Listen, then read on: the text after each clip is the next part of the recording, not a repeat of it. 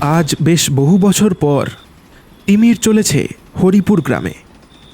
ছোটবেলায় মা বাবা মারা যাওয়ার পর সে এই গ্রামে তার দাদুর কাছেই মানুষ হয়েছে। তারপর পড়াশুনো শেষ করে কাজের সূত্রে তাকে চলে যেতে হয়েছে শহরে। এরপর প্রায় বেশ কিছু বছর কেটে গেল। তিমির গ্রামে না ফেরায় তার দাদু বেশ রেগে যান তার ওপর। সময়টা বহু বছর আগের, তাই তখন মানুষ একে অপরের সাথে চিঠি করেই কথা বলতো। সে অনেকবারই তার দাদু ওরফে হরিপুর গ্রামের মোড়ল শ্রী হারাধন বানুজ্যেকে চিঠি করে যোগাযোগ করার চেষ্টা করে, কিন্তু কোনো উত্তরই মেলে না তার দাদুর তরফ থেকে। ওহ, দাদুও না বুঝতেই চান না, বড্ড অভিমানী। আমি কি আর ইচ্ছা করে আসছি না? ঠিক আছে, আমিও দেখছি দাদু আর কত রেগে থাকতে পারেন আমার ওপর। আজ দাদুকে একেবারে চমকে দেব। সে কোনো কিছু না জানিয়েই বেরিয়ে পড়ে তার দাদুর বাড়ির উদ্দেশ্যে।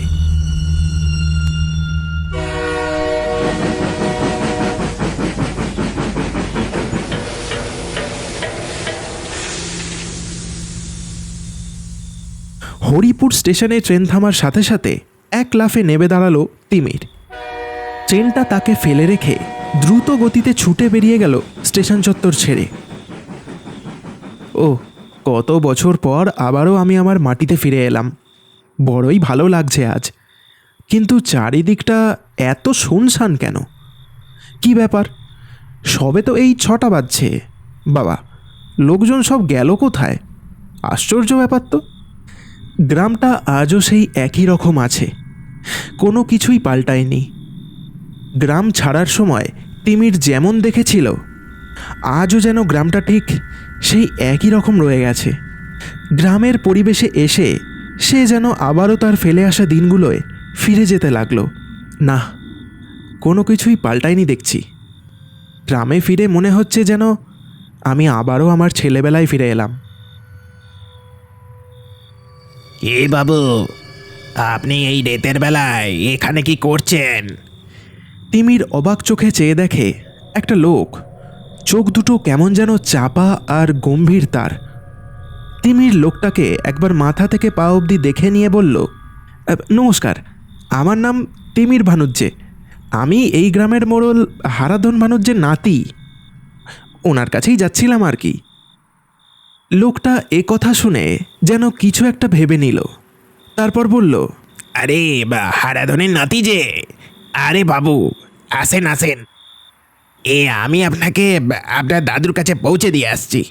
চলেন বাবু, চলেন, আমার সাথে চলেন। লোকটার কথা শুনে তিমির তার সাথে যেতে রাজি হয়ে গেল। তারপর গ্রামের রাস্তা ধরে হাঁটা দিল লোকটার সাথে।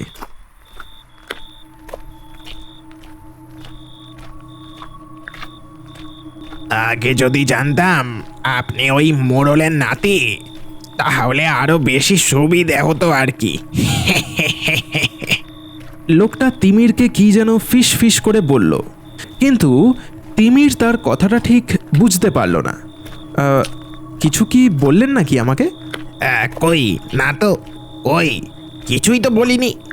ওই আর কি, নিজের মনেই বিড় বিড় করছিলাম।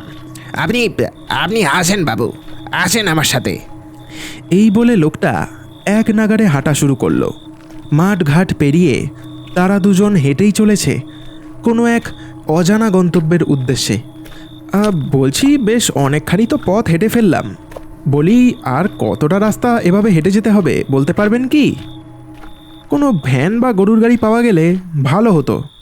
তিমিরের কথা শুনে লোকটা খ্যাস খ্যাস করে একবার হেসে উঠল। বাবু, আপনি বোধহয় এখানে বহু বছর পর আসছেন, তাই হয়তো কিছুই জানেন না। হ্যাঁ, তা আমি আজ প্রায় 5-6 বছর পর এই গ্রামে ফিরছি। কিন্তু কি ব্যাপার, একটু খুলে বলুন তো। কি কি এমন কথা যেটা আমি জানি না এই গ্রামের ব্যাপারে? বাবু, আপনি ওই যে বললেন না ভ্যান বা গরুর গাড়ির কথা, তাই বললাম আর কি। এই গ্রামে তো সবাই এখন ঘুমোচ্ছে বাবু। ভ্যান গাড়ি তো দূরের কথা, কোনো লোককেও দেখতে পাবেননি। এই এই আমিও তো ঘুমোচ্ছিলাম স্টেশনের পাশের ওই বট গাছের তলাটায়। আপনি কি আসতে দেখে ঘুমটা ভেঙে গেল আমার। কি কি যাতা বকছেন মশাই? নেশা টেশা করেছেন নাকি? এই ভর সন্ধেবেলায় গ্রামের মানুষ ঘুমিয়ে পড়েছে, ইয়ার্কি মারার আর জায়গা পাননি নাকি আপনি? এই এই এই দেখো আপনি যে চটে যাচ্ছেন বাবু। আচ্ছা আচ্ছা ঠিক আছে, আমার কথা আপনাকে বিশ্বাস করতে হবে না, আপনি নিজের চোখেই দেখবেন, চলুন। তিমির এবার বেশ একটু বিরক্ত হলো। লোকটা মনে হয় এই সন্ধেবেলায় গলায় ঢেলে ফেলেছে, তাই এসব ভুলভাল কথা বকে যাচ্ছে। উফ, লোক বটে একখানি। সন্ধে হতে না হতেই গলায় ঢেলে মাতলামো শুরু করে দিয়েছে একেবারে। কি হলো বাবু, কিছু বললেন নাকি আমাকে? কই, না না, কিছুই তো বলিনি, কিচ্ছু বলিনি। আপনি আপনি চলুন। লোকটা এবার একটা বাঁশবনের মধ্যে এসে দাঁড়িয়ে পড়ল। তারপর আচমকা পিছনে ফিরে তিমিরের দিকে চেয়ে একটা বিচ্ছিরি হাসি হাসতে থাকলো।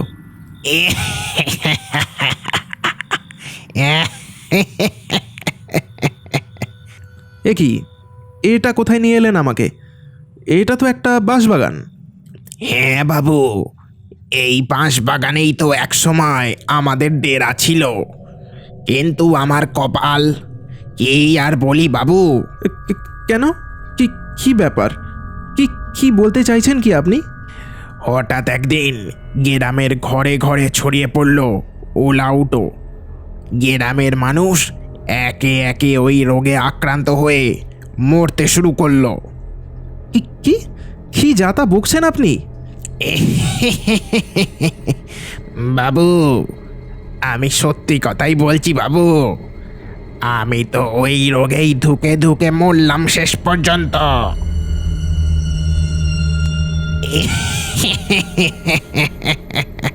এরপর ওই লোকটা এই বলে সেই ছায়ামূর্তিটাও এবার আস্তে আস্তে হাওয়ায় মিশে গেল। কি হচ্ছে কিছুই বুঝলো না তিমির। হঠাৎ সে দেখল দূর থেকে একটা আলো তার দিকেই যেন এগিয়ে আসছে। হ্যারিকেন হাতে নিয়ে একটা লোক তার কাছে এসে দাঁড়ালো। তারপর বলল, দাদাবাবু, আপনি ঠিক আছেন তো? হ্যাঁ হ্যাঁ, আমি আমি আমি ঠিক আছি, কিন্তু কিন্তু একটু আগেই ওই ওই ওই মূর্তিগুলো আমাকে আমাকে মারতে চাইছিল। ওরা ওরা কারা ছিল? আর আর এসব হচ্ছেটাই বা কি? আর আর আর আপনি কে? দাদাবাবু, আমাকে ওদের মতো ভাববেন নিকো, আমি ওদের মতো অতটা খারাপ নই, কিন্তু কিন্তু আপনাকে তো ঠিক চিনলাম না। এই গ্রামে নতুন নাকি? এরপর তিমির নিজের পরিচয় ওই লোকটাকে দিল। সব শুনে লোকটা একটু উত্তেজিত হয়ে বলল, আরে আরে দাদাবাবু, আপনি আপনি ভানুজে বাবুর নাতি নাকি? আরে আগে বলবেন তো, কি ভাগ্যিস আমি ওদের চেঁচামেচি শুনে এলুম, না হলে আজ যে বড় বিপদ ঘটে যেত। আমার নাম হরেন, আমি আপনার দাদুর খাস লোক বলতে পারেন। আপনি চিন্তা করবেন নি বাবু, আমি আমি আপনাকে আপনার দাদুর কাছে নিয়ে যাচ্ছি, আসুন আসুন। কিন্তু ওরা কারা ছিল? আর আর আমাকে কেন মারতে চাইছিল? বাবু, এখানে বেশিক্ষণ দাঁড়িয়ে থাকাটা আমাদের ঠিক হবে না। ওসব কথা না হয় আপনি আপনার দাদুর মুখেই শুনবেন। এখন এখন তাড়াতাড়ি এখান থেকে চলেন, চলেন চলেন। তিমির আর বেশি কথা বাড়ালো না। লোকটার কথা মতো সে ওই বাঁশবাগান ছেড়ে বেরিয়ে পড়ল। তারপর সোজা গিয়ে দাঁড়ালো বাড়ির উঠোনে। বাড়ির দাওয়ায় বসে তখন হারাধন ভানুজ্জে একটা বিড়ি টানছিল। তাদের আসতে দেখে সে বিড়িটা ফেলে দিয়ে বলল, কে কে ওখানে? আগে কাকে নিয়ে এসেছি দেখেন। হরেন নাকি? তা কাকে নিয়ে এসেছিস বাপ? তিমির এগিয়ে গেল হারাধন বুড়োর কাছে। তারপর পাশে বসে বলল, দাদু, আমাকে আমাকে চিনতে পারছো না? আমি আমি তিমির, তোমার তোমার নাতি গো। ও, তা এতকাল পর তোমার আসার সময় হলো, হ্যাঁ? সব শেষ হয়ে যাবার পর এলে যে দাদু ভাই, একটু আগে এলে যে বড়ই ভালো হতো। দাদু, এইসব এসব কি বলছো কি তুমি? সব শেষ মানে? কি হয়েছে? দাদাবাবু, আপনি ওনার কথায় কান দেবেন নিকো। অভিমানে পড়ে উনি ওসব বলছেন আর কি। তিমির তার দাদুর মুখের দিকে চেয়ে দেখল তার চোখ দুটো কেমন যেন ছলছল করছে। মনে মনে লোকটা বোধ হয় কোনো কিছু নিয়ে খুব কষ্ট পাচ্ছে। দাদু, ও দাদু, তুমি এখনও রেগে আছো আমার ওপর? আরে আরে আমি কি আসতে চাইনি বলো তো?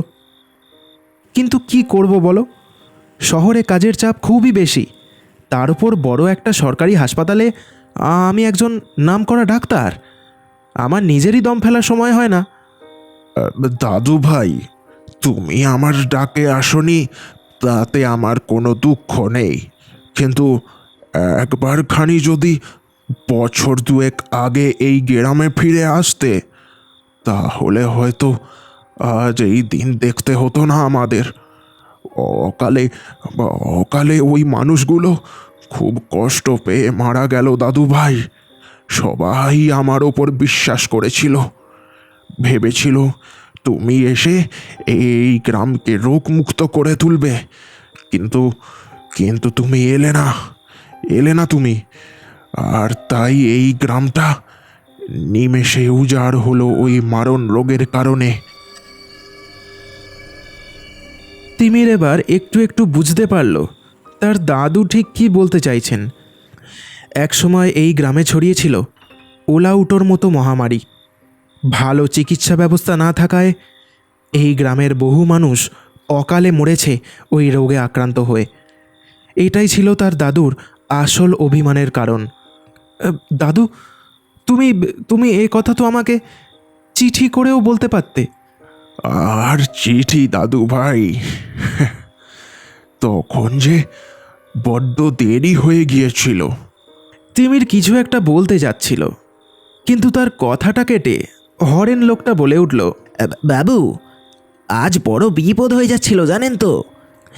ওই বাঁশবাগানে দেখি আপনার নাতিকে ওই ছিচকেগুলো ধরেছে। ভাগ্যিস তখন হাতে আমি আলো নিয়ে সেখানে গেলুম, না হলে যে কি হতো। হ্যাঁ দাদু, আজ একটা বড়ই ভুতুরে অভিজ্ঞতার শিকার হয়েছিলাম জানো তো। ওরা ওরা ওরা কারা ছিল বলো তো? হারাধনবাবু এবার একটা দীর্ঘশ্বাস ছেড়ে বললেন, ওরাও সেই একই রোগের শিকার হয়ে অকালে মরেছিল। একসময় ওরা এই গ্রামে চুরি ছিনতাই করতো আর কি। ওই বাঁশবাগানে তাদের ডেরা ছিল। সব মাল নিয়ে গিয়ে ওরা ওখানেই জমা করতো। কিন্তু দাদু, ওরা কি যেন বলছিল তোমার ব্যাপারে। বলছিল তুমি কি যেন অন্যায় কাজ করেছো ওদের সাথে।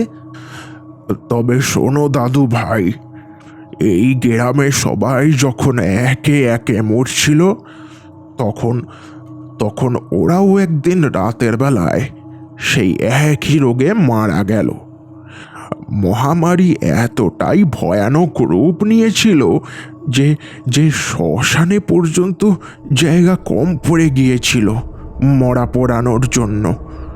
তাই আমি ওদের লাশগুলো গ্রাম থেকে দূর ওই রেল লাইনের ধারে পুঁতে দিতে বলি। সেই ছিল আমার ভুল। ওদের অন্তিম সৎকার ঠিক সময় না হওয়াতে ওরা ওরা অতৃপ্ত হয়ে যায়। ওদের মতো বহু আত্মা আজও অতৃপ্ত।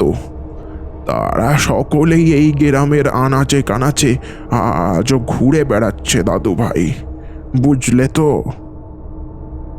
তিমির আবারও চেয়ে দেখল তার দাদুর দু চোখ যেন জলে ভরেছে। কি হলো দাদু, চোখগুলো ওরম লাগছে কেন তোমার? না না, কই কই না তো, ও কিছু না দাদু ভাই।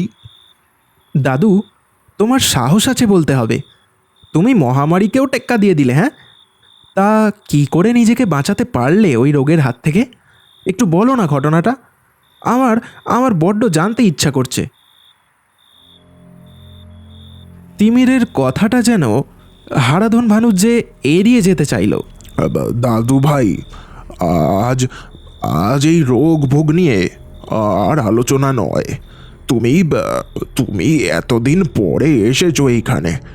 আজ আজ তুমি খাওয়া দাওয়া করে শুয়ে পড়ো গিয়ে। কাল সকালে তোমাকে সব কিছু বলবো, কেমন? আচ্ছা, কি আর বলি বলো। ঠিক আছে, তবে তাই হবে।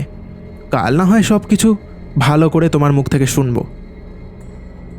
তিমির তার দাদুর কথা মতো খেয়ে দিয়ে শুয়ে পড়ল।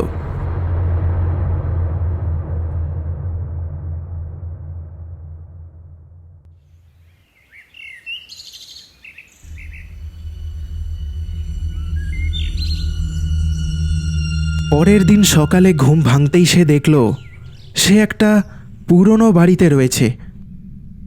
একটা পুরনো চৌকির ওপর সে শুয়েছিল এতক্ষণ।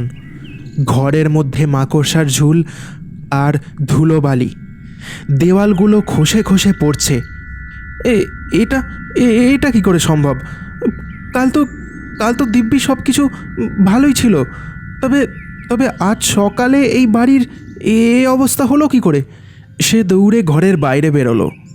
তারপর দেখল বাড়িটা একটা কঙ্কালের মতো দাঁড়িয়ে আছে, যেন বহু বছর আগেই এখানে মানুষ বাস করা ছেড়ে দিয়েছে। এটা এটা কি করে সম্ভব? তবে তবে কাল যে দাদুর সাথে অত কথা বললাম, সে সব কিছুই কি একটা একটা স্বপ্ন ছিল? আর আর আর ওই লোকটাই তো আমাকে এখানে নিয়ে এসেছিল। ওই লোকটাই বা গেল কোথায়? সামনের রাস্তা দিয়ে তখন একটা লোক হেঁটে যাচ্ছিল। তিমিরকে মোড়লের বাড়ির সামনে এভাবে দাঁড়িয়ে থাকতে দেখে সে তার কাছে এসে জিজ্ঞেস করল, কি দাদা, এখানে এভাবে দাঁড়িয়ে আছেন কেন? কি কাউকে খুঁজছেন নাকি? হ্যাঁ, আসলে আসলে আমার দাদু হারাধন বানুজ্জে, আমি তার নাতি। ও আচ্ছা আচ্ছা, আপনি তাহলে ভানুজ্যেবাবুর নাতি। তা উনি তো আজ থেকে 2 বছর আগেই মহামারীর রোগে শিকার হয়ে মরেছেন মশাই।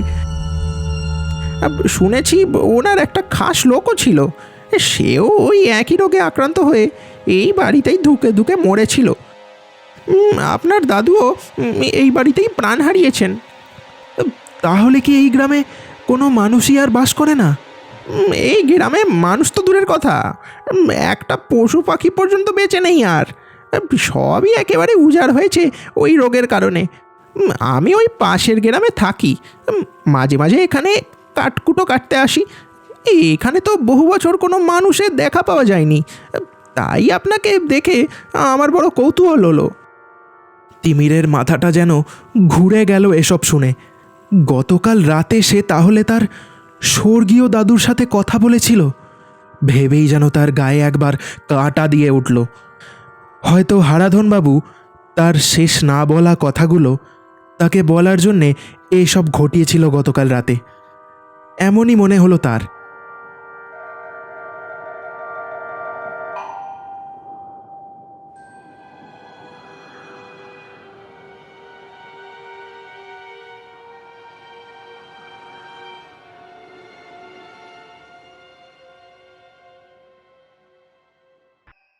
শেষ হলো ভৌতিক মায়াজালের আজকের গল্পের পরিবেশনা।